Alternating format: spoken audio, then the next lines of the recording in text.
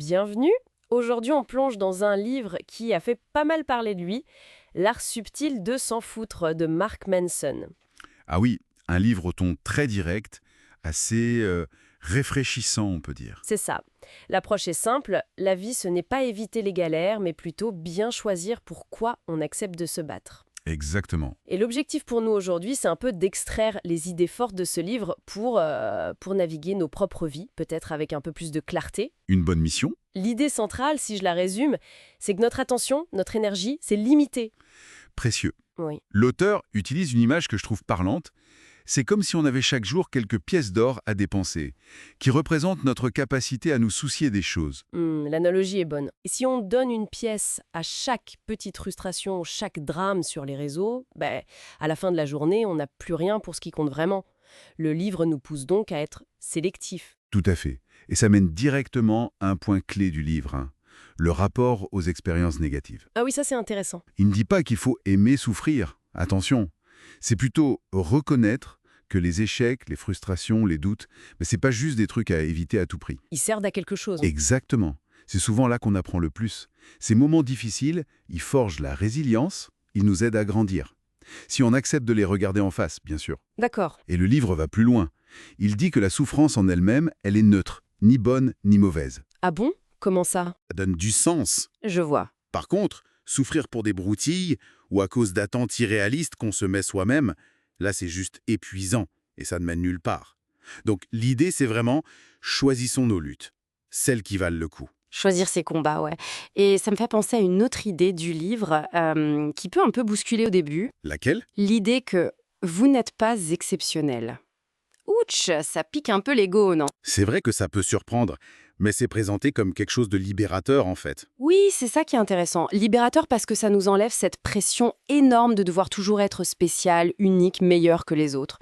Une pression très présente aujourd'hui, je trouve. Tout à fait. On nous pousse constamment à nous démarquer. Et accepter son côté ordinaire, finalement, ça permet quoi? De redéfinir ce que le succès veut dire pour soi. Trouver de la satisfaction dans le quotidien, dans les petites victoires personnelles. Sans chercher la validation à tout prix. Exactement. Et puis, ça développe l'empathie, je crois. Se rappeler qu'on est tous dans le même bateau, avec nos hauts et nos bas, ça rapproche.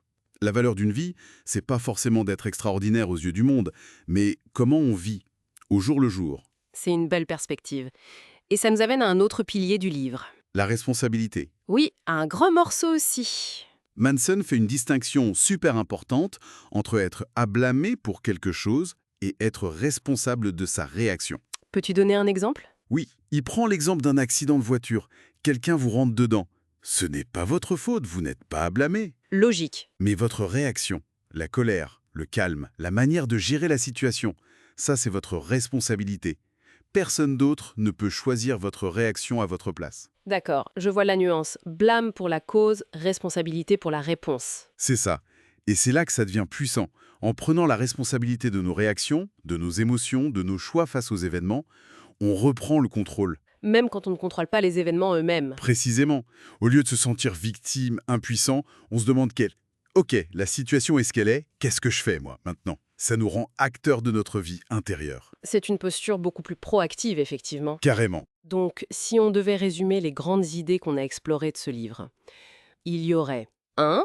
Choisir où on met notre attention limitée. Oui, nos fameuses pièces d'or. 2. Trouver de la valeur dans les difficultés, les voir comme des opportunités. 3. Accepter notre ordinarité comme une source de libération et d'empathie. Et 4, le pouvoir de prendre la responsabilité de nos réactions. C'est un bon résumé. Et on pourrait ajouter un dernier principe très pratique du livre, le principe « faites quelque chose ». Ah oui, explique. L'idée, c'est de ne pas attendre la motivation pour agir. Souvent, on attend d'avoir envie, d'être inspiré. Oui, c'est le piège classique de la procrastination. Exactement. Manson dit « agissez d'abord ». Même un tout petit pas. C'est l'action elle-même qui va générer l'élan, et ensuite la motivation suivra. L'action nourrit la motivation. L'action avant l'inspiration. Intéressant, c'est un bon moyen de briser l'inertie alors. C'est l'idée. Un petit pas peut démarrer un cercle vertueux. Eh bien, ça nous laisse avec une question intéressante pour conclure. Si l'action précède souvent la motivation, quelle toute petite action pourrait-on faire, peut-être dès aujourd'hui, face à quelque chose qui nous semble bloqué par manque d'envie? Bonne question de réflexion. Une piste à explorer, tirée de cette approche très terre-à-terre de Mark Manson,